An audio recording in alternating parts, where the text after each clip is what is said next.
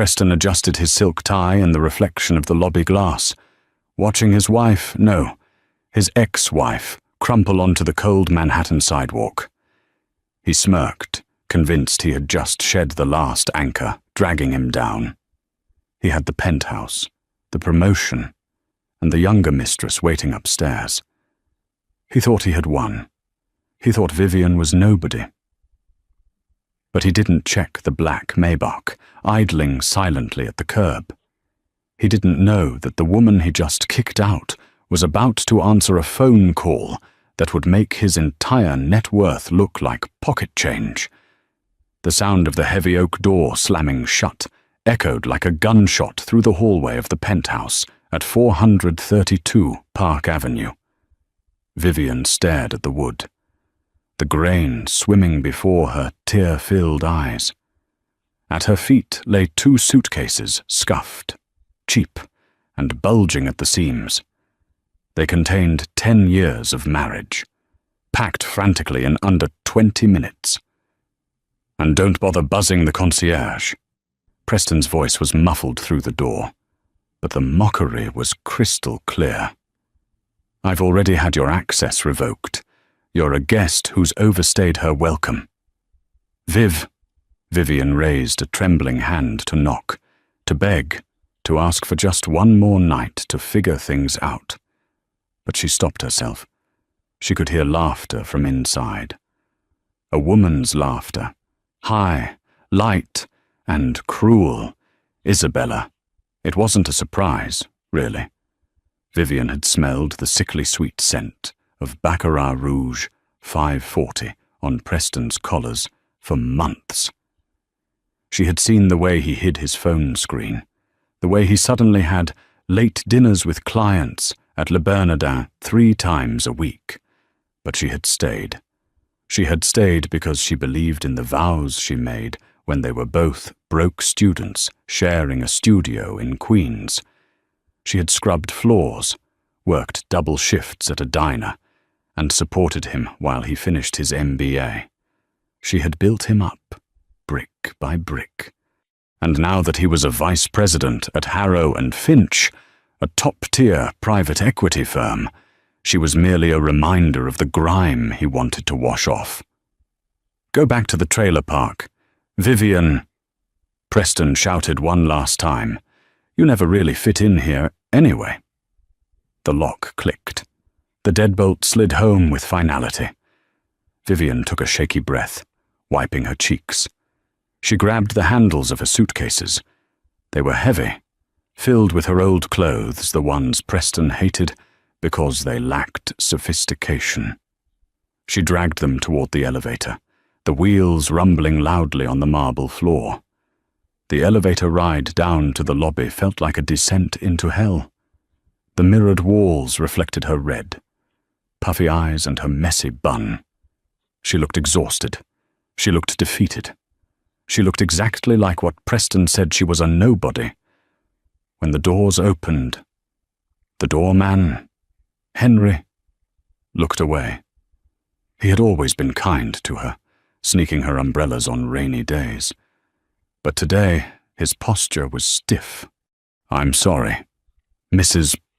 Ford, Henry murmured as she passed the desk. Mr. Ford gave strict instructions. You're not to re-enter the building once you leave. It's okay, Henry, Vivian whispered, her voice cracking. It's not your fault. She pushed through the revolving doors and stepped out into the biting October wind of New York City. The noise of the city hit her instantly, horns blaring, sirens in the distance, the relentless hum of millions of people fighting to survive. She dragged her bags to the curb and stopped. Where would she go? She had $60 in her bank account. Preston had drained their joint account to protect his assets, pending the divorce. She had no family. Her parents had passed away years ago in Ohio, leaving her with nothing but debts. She looked up at the towering needle of the building she used to call home. In the window of the penthouse, 90 floors up, she imagined Preston pouring champagne, celebrating his freedom. "Well," she said aloud to no one, her voice hardening slightly. "I survived before him. I'll survive after him." But the bravado was thin. She was shivering. She pulled her thin coat tighter around herself. She needed a plan. She needed a cheap motel. She needed a miracle. A sleek, obsidian-black car pulled up to the curb, gliding silently like a shark through dark water. It wasn't a taxi. It was a Mercedes Maybach S-Class, the kind of car that cost more than most houses. The windows were tinted so dark they looked like ink. Vivian stepped back, assuming she was blocking the entrance for some VIP. She tried to drag her suitcases out of the way. "Sorry," she muttered, tugging at a stuck wheel. The rear door of the car opened. A man stepped out. He was older, perhaps in his 60s, dressed in a bespoke three-piece charcoal suit that screamed old-world money. He had silver hair swept back perfectly, and he held a leather briefcase with brass fittings. He didn't look like a driver. He looked like a statesman. He looked directly at her. "Mrs. Vivian Ford." He asked. His voice was deep, calm, and carried a clipped, mid-Atlantic accent that commanded attention. Vivian froze. "Yes, who are you? Did Preston send you?" The man allowed a faint, wintry smile to touch his lips. "Mr. Preston Ford has nothing to do with this. Madam. In fact, Mr. Ford is the reason I am here now, rather than tomorrow. My name is Arthur Montgomery. I am the senior partner at Montgomery, Hale and Locke."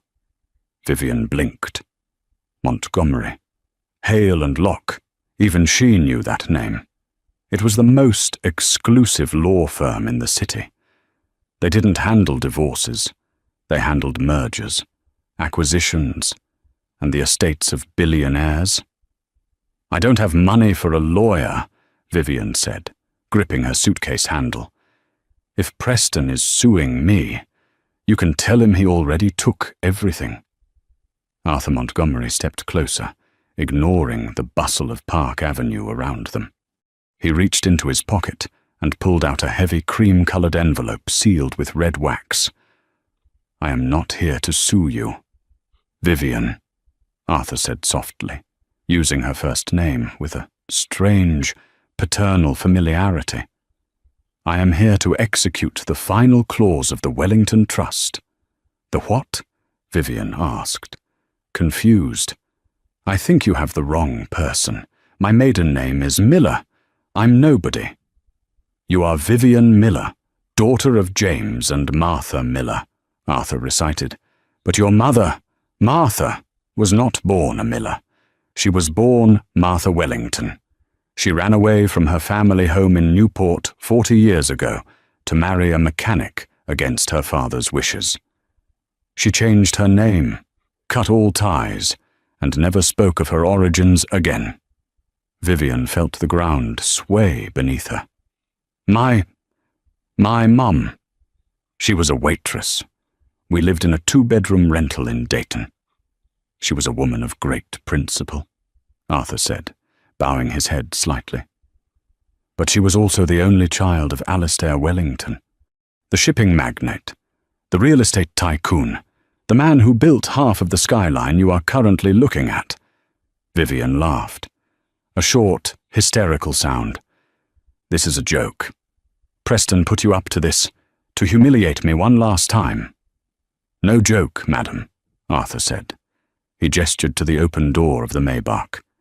"Your grandfather, Alistair, passed away 3 days ago.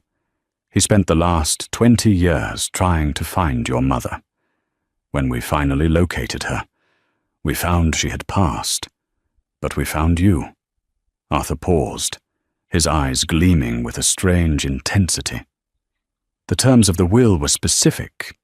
If you were happily married, you were to receive a generous trust fund, $5 million. But if you were found to be in distress, if you had been abandoned or mistreated.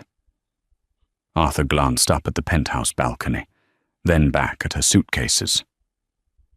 Then the clause of total reversion activates. Vivian's heart hammered against her ribs. What does that mean? It means, Arthur said, extending a hand to help her into the car, that you don't just get $5 million. Vivian, you get everything. The shipping lines, the portfolio, the Wellington estate. He leaned in closer, his voice dropping to a whisper. And that includes the ownership deed to the building at 432 Park Avenue. Technically, as of signatures exchanged 10 minutes ago, you are now your husband's landlord. Vivian sat in the back of the Maybach, the smell of rich leather and chilled air conditioning enveloping her. It was a stark contrast to the grit of the sidewalk she had been standing on seconds ago. Her suitcases, the cheap, scuffed ones, had been loaded into the trunk by a driver who treated them as if they were made of gold. Arthur Montgomery sat across from her, opening the leather briefcase. He pulled out a tablet and a gold fountain pen. "I know this is a shock," Arthur said, his tone gentle but businesslike. "But time is of the essence. The Wellington Board of Directors is currently in a panic. They know Alistair has died, but they don't know who the heir is. They are expecting a corporate takeover. We need to secure your position immediately." Vivian looked at her hands. They were shaking. I can't process this. My mother was a Wellington. Why didn't she tell me? We struggled so much. There were nights we ate toast for dinner because we couldn't afford groceries. She wanted to be free, Arthur said. The Wellingtons are a complicated family. Your grandfather was a hard man. Your mother chose love over money. It was a noble choice, but it had consequences. However, Alistair regretted his hardness in his final years. He watched you from afar. Vivian. Vivian's head snapped up. He watched me. Private investigators, Arthur admitted. He knew you married Preston Ford. He knew Preston was ambitious. He didn't trust him. That is why the will was structured this way. Alistair wanted to ensure that if you were with a man who loved you for you, you would have a comfortable life. But if you were with a man who discarded you, well, Alistair wanted to make sure you had the power to crush him. Vivian felt a chill run down her spine. Crush him. Figuratively speaking, Arthur said, though his eyes twinkled with something that suggested otherwise. Or literally, that is entirely up to you now. He tapped the tablet screen. Currently, your net worth is estimated at approximately $4.2 billion. Liquid assets are around $600 million. The rest is in real estate, shipping logistics, and technology holdings. Vivian gasped. The air left her lungs. Billion. With a B, Arthur confirmed. Now, regarding your immediate situation, you are homeless. Technically, yes, Vivian whispered. No, Arthur corrected. You own the penthouse at the Pierre Hotel. It is kept permanently reserved for the head of the family. We can take you there. However, Arthur paused, looking at the tablet. There is the matter of 432 Park Avenue. Vivian looked out the tinted window. They hadn't moved yet. She could still see the entrance. She saw Preston walk out the front door. He was laughing, his arm around Isabella. Isabella was wearing a white fur coat, a coat Preston had promised Vivian for her birthday last year, but never bought. They were walking toward Preston's Porsche. He's going to dinner, Vivian said, her voice hollow. Probably to Per Se. Arthur tapped the intercom button. Driver, hold position. He turned to Vivian. Vivian, As the majority owner of the Skyline Management Group, which owns 432 Park Avenue, you have the right to inspect your property at any time. You also have the right to determine who has access to the amenities. Vivian watched Preston open the car door for Isabella. He looked so smug, so untouchable. He told me I was a guest who overstayed her welcome, Vivian said, the memory of his words stinging like acid. An error in judgment, Arthur said dryly. Would you like to correct him? Vivian looked at the lawyer.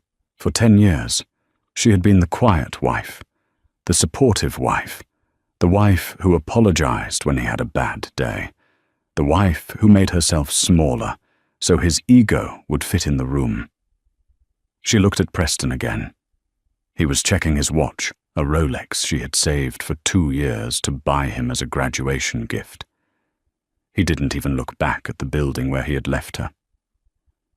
Something inside Vivian snapped. It wasn't a loud snap. It was the quiet click of a steel trap setting into place.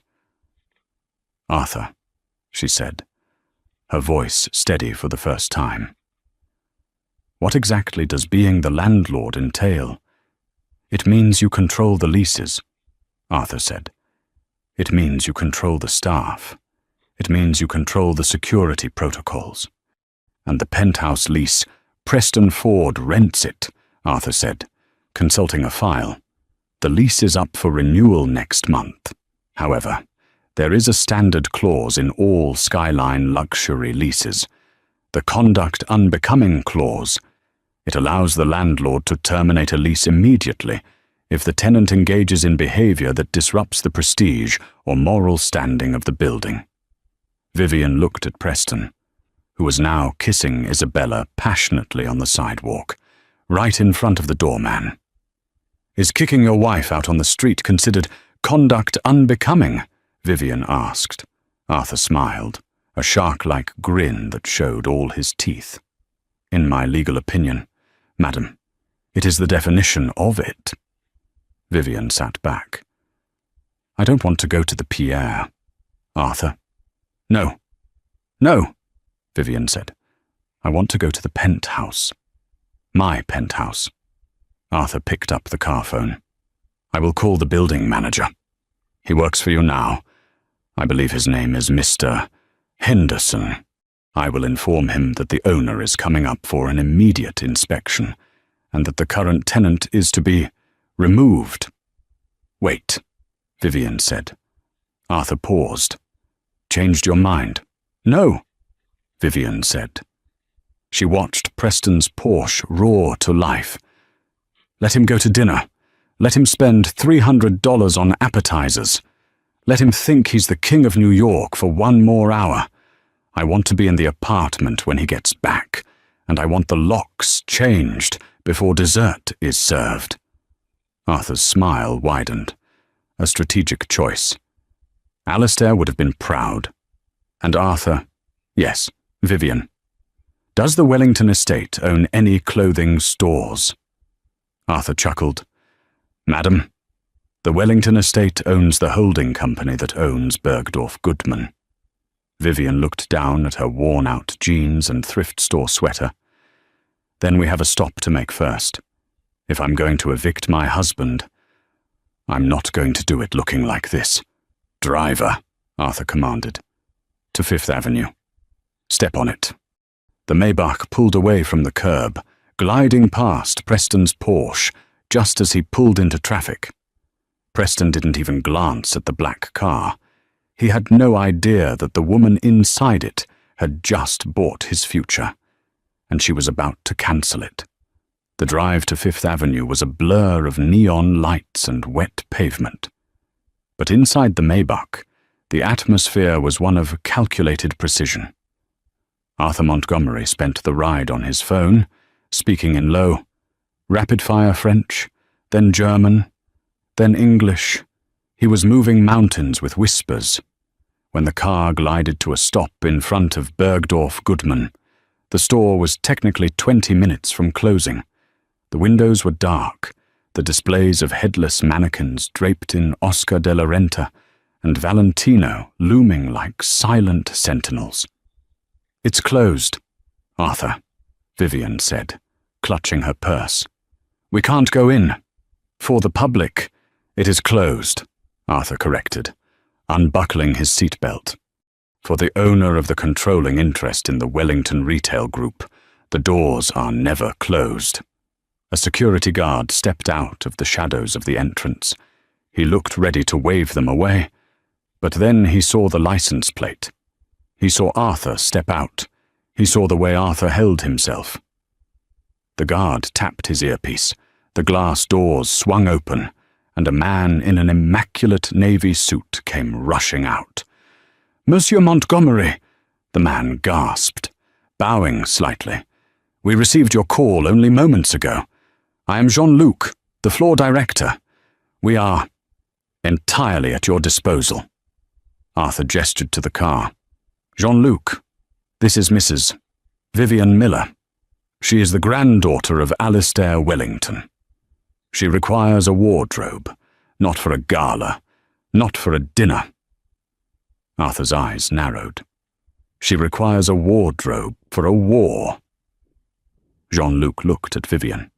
He took in her scuffed sneakers, her frayed jeans, and her tear-streaked face. But he didn't sneer. He was a professional, and he knew that in New York, the person who looked the poorest often held the most power. "It would be an honor, Madame," Jean-Luc said, offering his arm. Vivian stepped out of the car. For the first time in 10 years, she didn't feel the need to shrink. She took Jean-Luc's arm. Inside. The store was silent, a cathedral of commerce. The air smelled of expensive lilies and floor wax.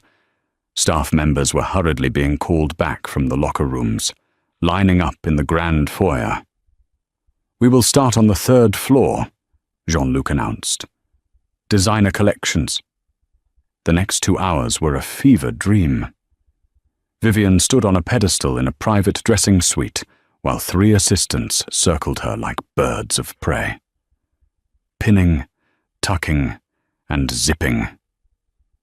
"Too soft," Arthur said from a velvet armchair, rejecting a floral Gucci dress. "That says, forgive me. We need a dress that says, you are already dead." Vivian looked at herself in the tri-fold mirror. The woman staring back was exhausted. Yes. But the expensive fabrics against her skin were waking something up in her. "I don't want a dress," Vivian said suddenly. The assistants froze. Arthur raised an eyebrow. "No. No," Vivian said. She thought about Preston. She thought about his crisp suits, his ties, the way he used his appearance as a weapon of authority. "I want a suit. I want to look like I own the building, not like I'm decorating it." Jean-Luc snapped his fingers. "Tom Ford, the white collection, bring it. Now." When Vivian stepped out 10 minutes later, the room went silent. She was wearing a razor-sharp, snow-white tuxedo suit. The jacket was tailored to within a millimeter of her life, accentuating a waist she hadn't realized she still had. The trousers were wide-legged and fluid, moving like liquid silk. Underneath, she wore nothing but a diamond choker that Jean-Luc had pulled from the vault. She looked like a blade, cold, sharp, and beautiful. "Perfect," Arthur whispered. "The shoes," Vivian said, looking at her sneakers. "I need height. I need to look him in the eye." They brought her Louboutins, so Kate 120S in nude patent leather. When she slipped them on, she grew 4 inches taller. Her posture shifted, her chin lifted. "How do I look?" she asked. "You look like a CEO," Arthur said, "which is appropriate, since you are one." While Vivian was being fitted, Arthur had been busy. He had set up a command center on a glass coffee table. He had files spread out, financial documents, bank statements, and legal briefs. "Vivian," Arthur said, motioning her over, "while you were changing, I had our forensic accountants run a preliminary sweep of Preston's finances. We needed to know what we were dealing with before we engaged the enemy." Vivian sat down carefully, not wanting to crease the white suit. "Is it bad? He always told me money was tight, that we had to save." Arthur slid a piece of paper across the table. It was a printout of a bank statement from an offshore account in the Cayman Islands. "Preston has been siphoning money from his firm's bonus pool into this private account for 3 years," Arthur said. "But more importantly, he has been using your identity to secure high-risk loans." Vivian felt the blood drain from her face. "What?" "He took out a second mortgage on your parents' old house in Ohio before selling it. He forged your signature on 3 credit cards, which he maxed out to pay for his Porsche. And the lease on the penthouse. It's in your name." Vivian stared at the paper. "But he pays the rent. He told me he put it in my name to build my credit score. He put it in your name so that if he ever stopped paying, you would be the one liable for the $40,000 a month," Arthur explained grimly. "He set you up as his fall guy. Vivian, if his risky trades at work went south, he planned to declare bankruptcy and leave you with the debt."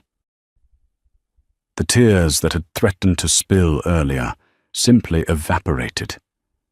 They were replaced by a cold, hard knot of fury in her stomach.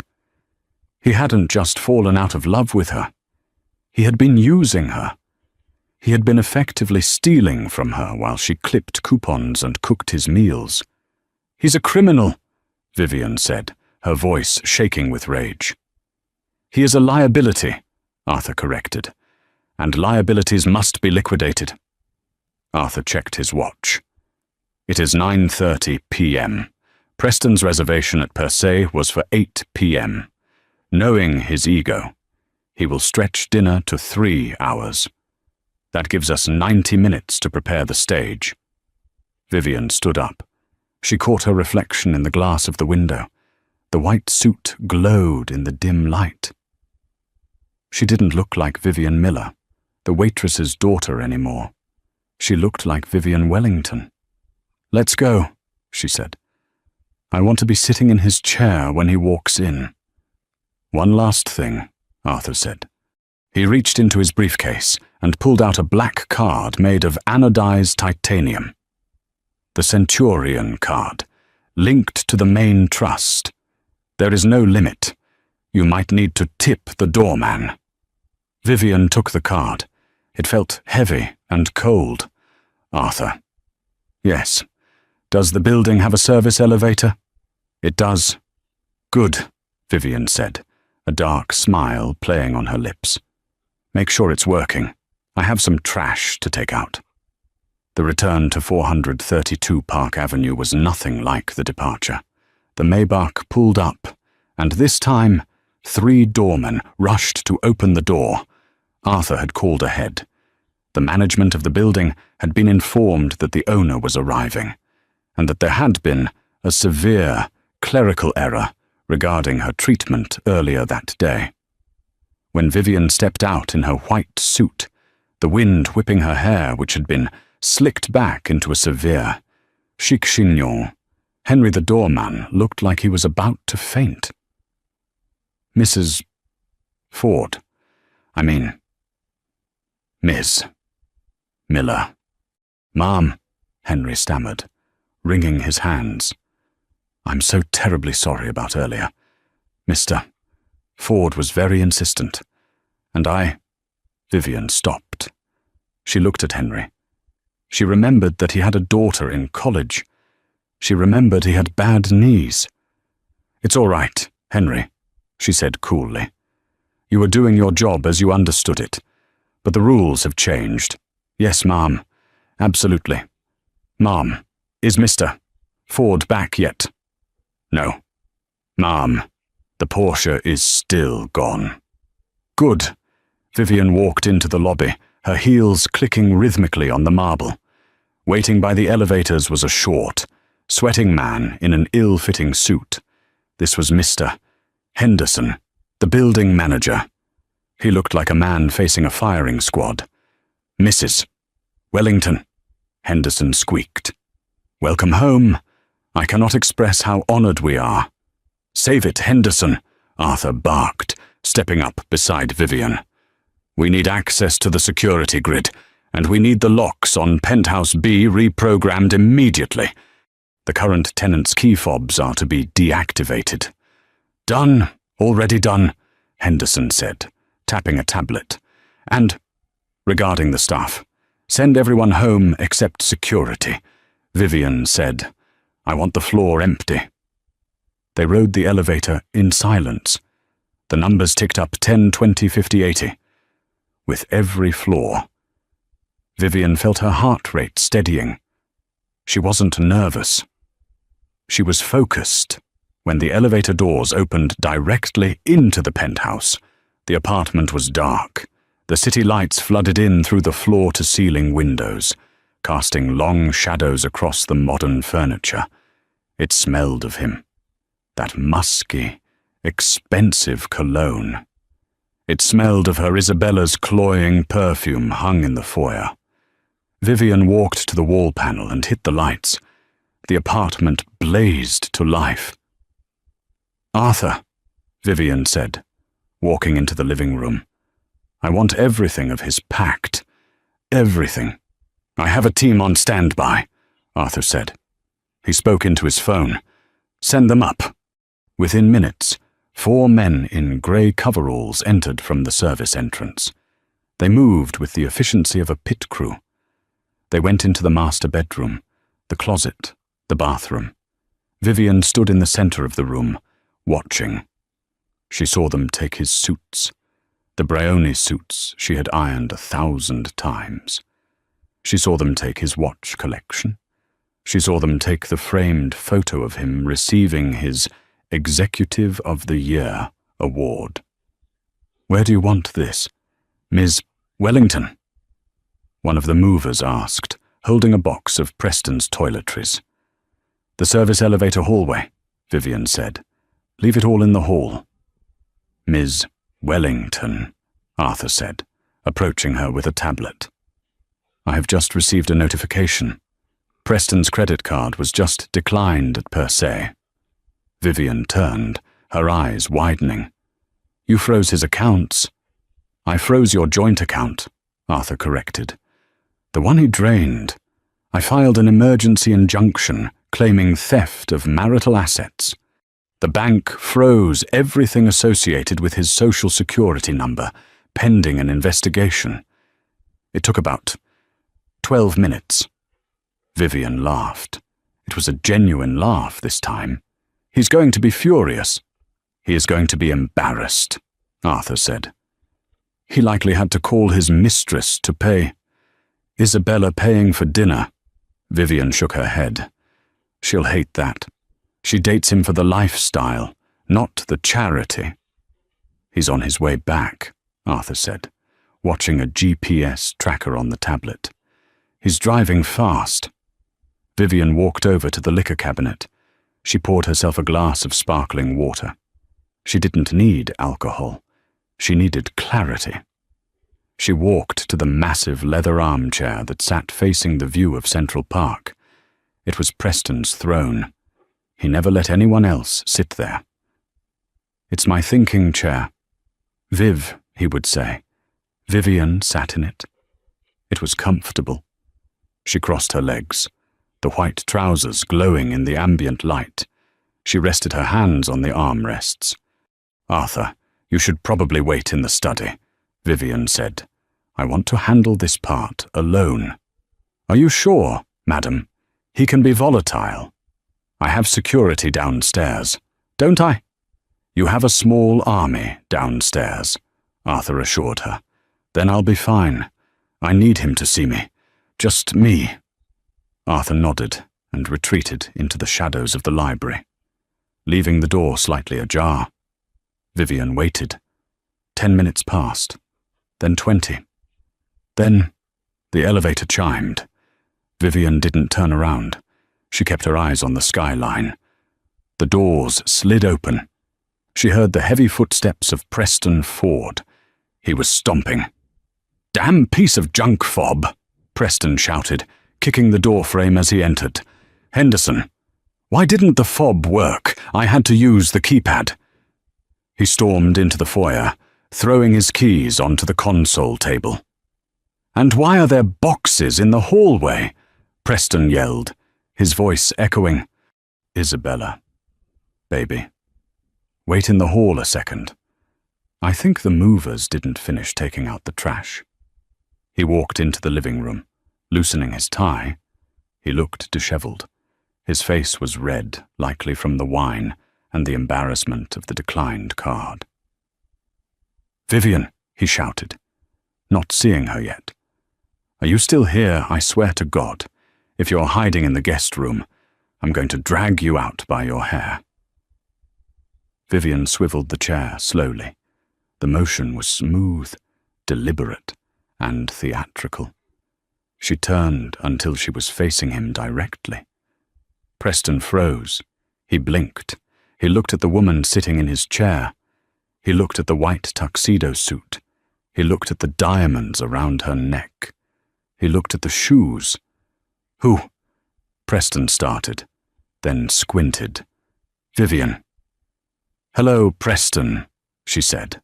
Her voice was an octave lower than he was used to. It was calm. It was terrifying. "What are you wearing?" Preston asked, his confusion overriding his anger for a second. "Where did you get that suit, and why are you sitting in my chair?" "It's a comfortable chair," Vivian observed, running a hand along the leather. "I can see why you like it. It makes you feel important." Preston's face darkened. The shock was wearing off, replaced by his usual arrogance. He marched toward her. "I told you to get out," he snarled. "I kicked you out 3 hours ago. How did you get back in? Did you seduce Henry? Did you beg?"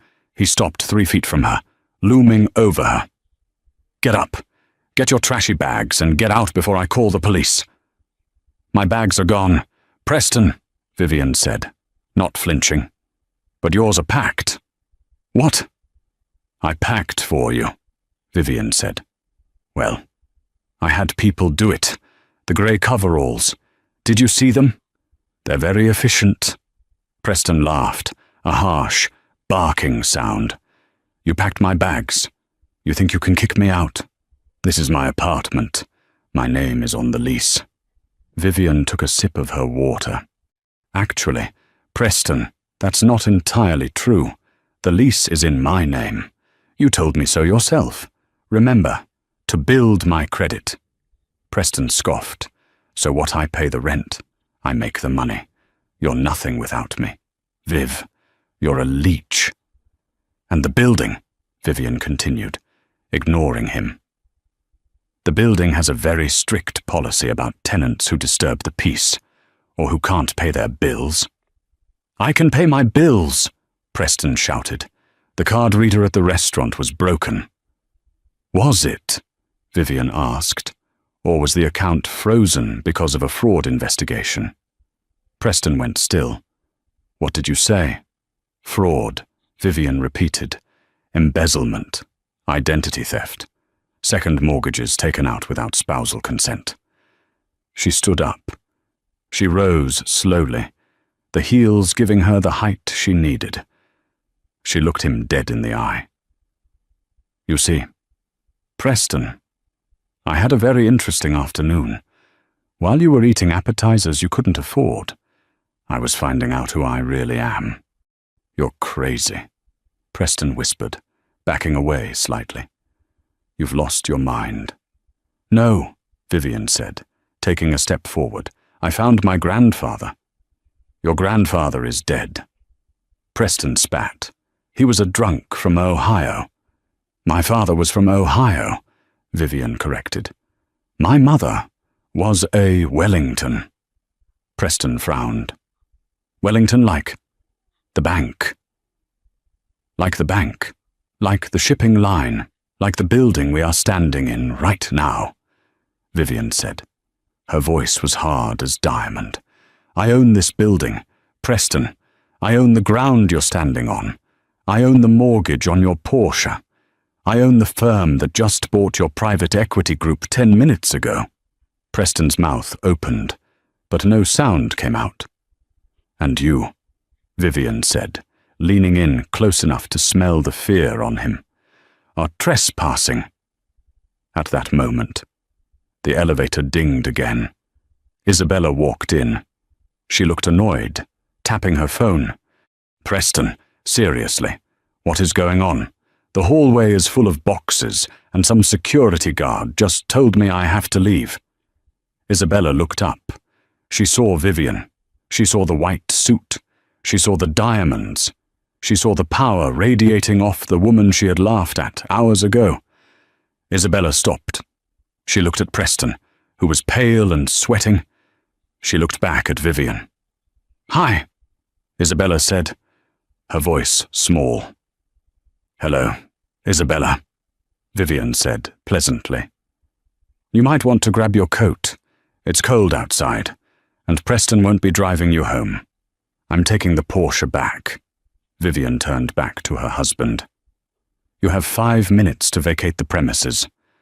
Preston, if you're not out, the security team will escort you, and trust me, they aren't as gentle as Henry."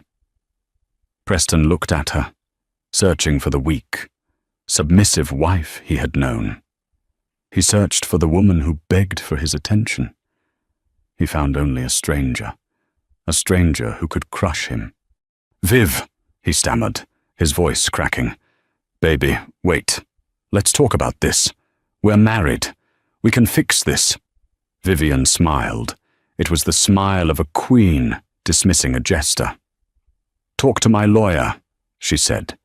She snapped her fingers. From the library, Arthur Montgomery stepped out, holding a thick file. From the service entrance, 4 burly security guards stepped into the light. "Mr. Ford," Arthur said, his voice smooth and deadly, "I believe you know the way out." The morning sun hit the pavement of Wall Street with a glare that felt particularly harsh to Preston Ford. He hadn't slept. After being escorted out of 432 Park Avenue by 4 men who looked like they chewed gravel for breakfast, he had spent the night on a leather sofa in the lobby of a mid-tier hotel in Midtown because his credit cards were still frozen. He adjusted his suit, the same one he'd worn yesterday, now wrinkled and smelling faintly of stale scotch. He needed to get to the office. Harrow and Finch was his sanctuary. It was the one place where he was still a king, where his title of vice president meant something. Vivian could take the apartment. She could freeze the joint account, but she couldn't touch his career. He was the top earner. He was untouchable. He walked into the lobby of the skyscraper, nodding at the security guard. "Ralph." "Morning, Ralph," Preston said, forcing a confident smile. Ralph didn't smile back. He looked down at his clipboard. "Mr. Ford, can you step to the side, please?" Preston frowned. "Excuse me, I have a 9 a.m. meeting with the partners." "Your badge has been flagged, sir," Ralph said, his voice devoid of its usual deference. "I can't let you up to the 40th floor. "Flagged?" Preston's laugh was brittle. "Don't be ridiculous. I'm a VP. Call my assistant, Jessica. Tell her to come down here and sort this out." "Jessica isn't answering, sir. But Mr.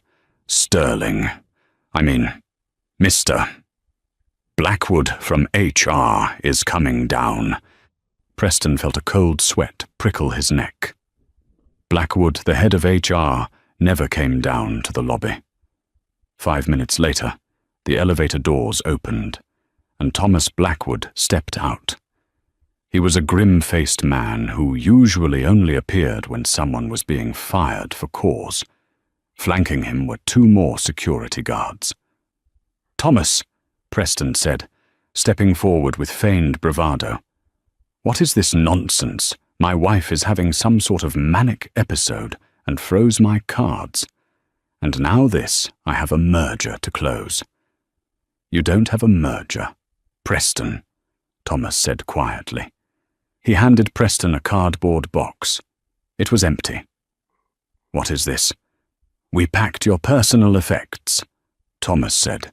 "Your laptop and company phone have been seized pending a forensic audit. You are being placed on immediate unpaid suspension, effective 8:00 a.m. this morning." "Suspension," Preston shouted, causing heads to turn in the busy lobby. "For what I made this firm $20 million last quarter. For insider trading, embezzlement, and conduct violating the morality clause of your contract." Thomas recited, "We received a dossier last night. It was extensive. It detailed the offshore accounts in the Caymans. It detailed the loans taken out in your wife's name. And it detailed the unauthorized use of client funds to cover personal gambling debts." Preston felt the floor sway. "Who sent it? Who sent the dossier?" Thomas looked at him with a mixture of pity and disgust. "The new majority shareholder of Harrow and Finch." Preston blinked. "The partners own the firm. We don't have a majority shareholder." "We do as of this morning," Thomas said. "A private holding company called Wellington Miller Global acquired a 51% controlling stake in a hostile buyout at dawn. They bought out the senior partners for triple the market value." Wellington Miller. The name hit Preston like a physical blow. She bought the company. Preston whispered. "She didn't just buy it." "Preston," Thomas said, turning to walk away. "She's upstairs right now. She called an all-hands meeting. She's auditing every account you ever touched." Preston dropped the box.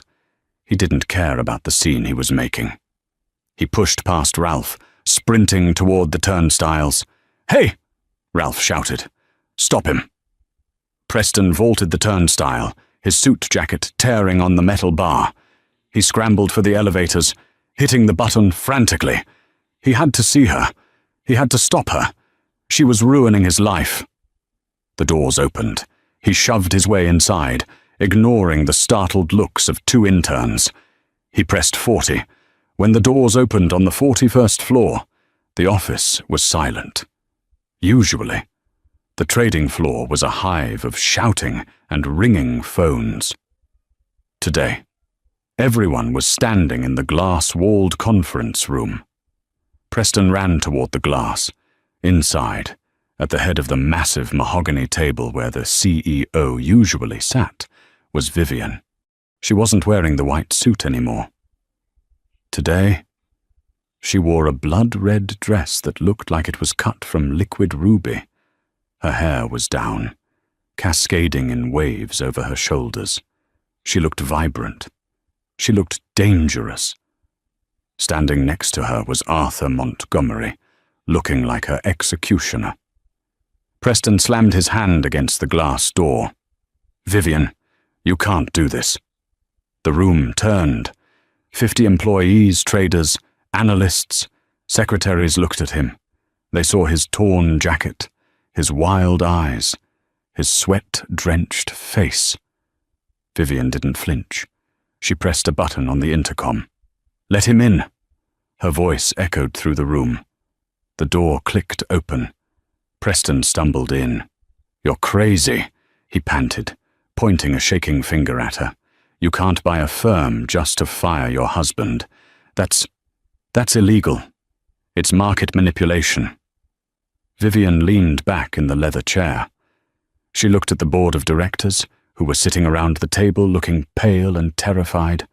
"Gentlemen," Vivian said calmly, "is this the man who managed the pension fund account?" "Yes." "Ms. Wellington," the CEO muttered, avoiding Preston's eyes.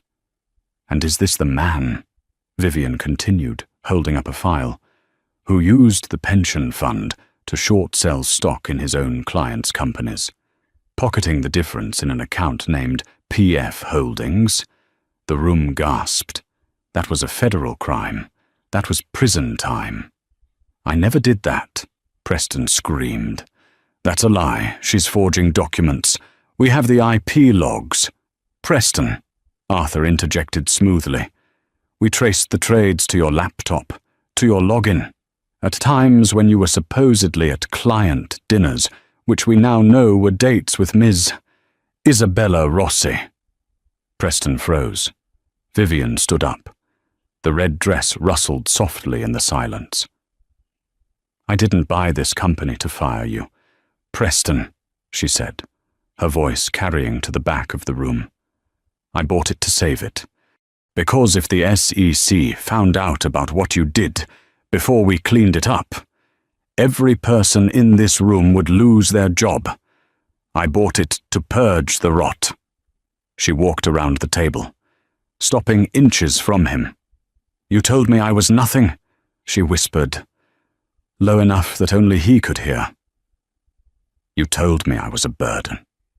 But it turns out I was the only thing keeping you afloat. And now that I'm gone, you're sinking." She turned to the security guards. "Get him out of my building and call the district attorney. I believe they have some questions for Mr. Ford regarding wire fraud." As the guards grabbed Preston's arms, he didn't fight. He just looked at Vivian. He looked at the woman who used to make him coffee and fold his socks.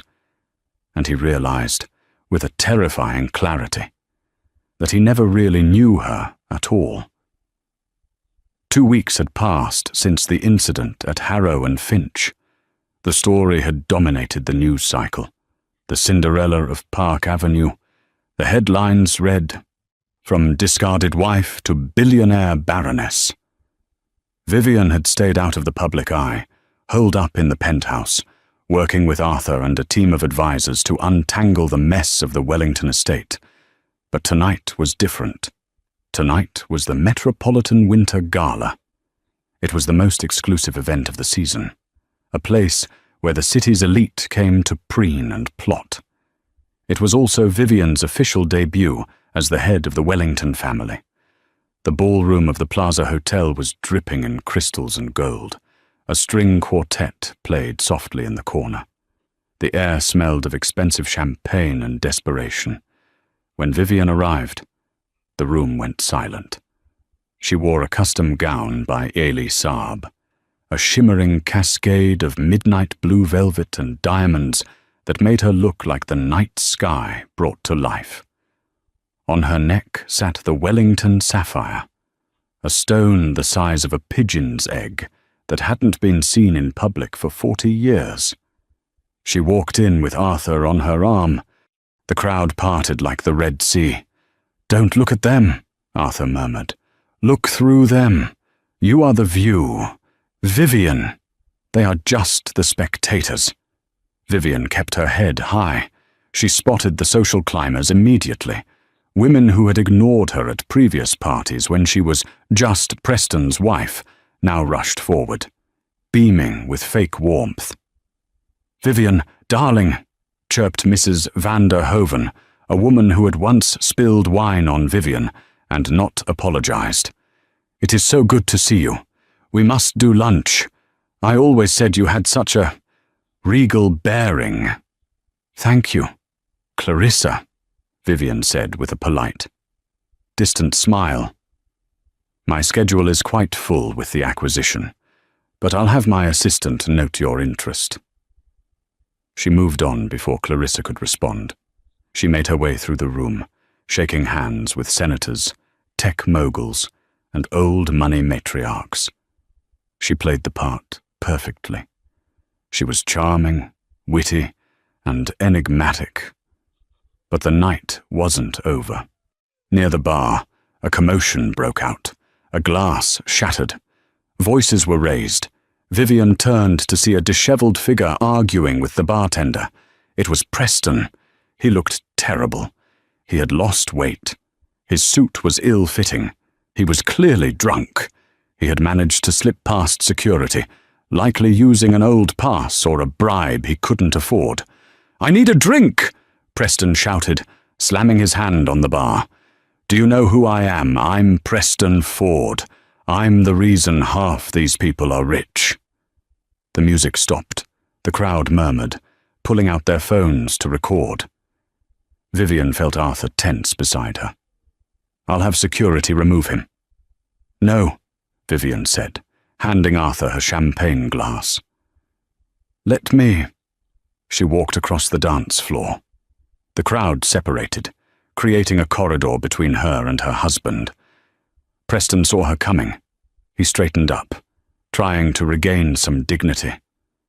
He smoothed his hair, but his hand was shaking. "Well, well," Preston sneered, his speech slurred. "If it isn't the Queen of New York. Look at you, all dressed up in your grandfather's blood money." "Go home, Preston," Vivian said calmly.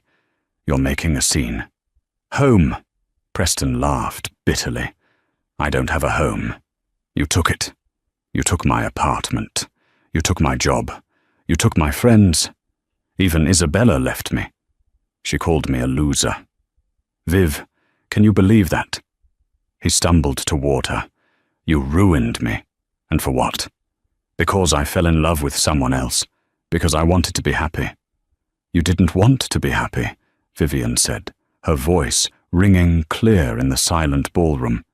"You wanted to be powerful, and you used me to get there. You didn't leave me because you fell in love. Preston, you kicked me out because you thought you had extracted every ounce of value from me. You thought I was empty." She took a step closer, the sapphire at her throat catching the light. "But you forgot one thing. You can't break something that was forged in fire. I survived poverty. I survived my parents' death. I survived 10 years of your neglect. You didn't ruin me, Preston. You released me." Preston stared at her. The rage in his eyes flickered, replaced by a deep, crushing sadness. He looked around the room. He saw the faces of the people he had tried so hard to impress, the bankers, the socialites. They weren't looking at him with respect. They were looking at him with pity. "Viv," he whispered, his voice cracking. "Please, I have nothing. Help me. Just a loan. A small loan. I can pay you back." The crowd held its breath. Vivian looked at the man she had once vowed to love until death. She felt a pang of sorrow, but it was distant, like a memory of a bad dream. "I can't give you money, Preston," she said softly. "You'd only gamble it away or try to buy back a life you never earned." She reached into her clutch and pulled out a small business card. "But I can give you this." She handed him the card. Preston squinted at it. "What is this A, lawyer?" "It's a contact for a rehabilitation center in Vermont," Vivian said. "It's fully paid for. 6 months. They'll help you get sober. They'll help you figure out who Preston Ford is when he's not pretending to be a master of the universe." Preston looked at the card. Tears welled in his eyes. "And if you complete the program," Vivian added, "I have set up a small trust, enough for a modest apartment and a fresh start, but not in New York, and not in finance." Preston looked up at her. "Why, after everything I did?" "Because," Vivian said, turning to walk away. "My grandfather was a hard man who died alone. I don't want to be like him, and I don't want you to die like him either." She signaled to the security guards. "Please escort Mr. Ford to the car waiting outside. It will take him to Vermont."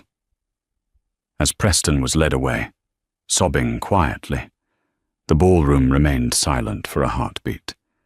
Then, slowly, someone started clapping, then another. Soon, the entire room was applauding. Vivian didn't look back. She walked out to the balcony, needing fresh air. Arthur joined her a moment later.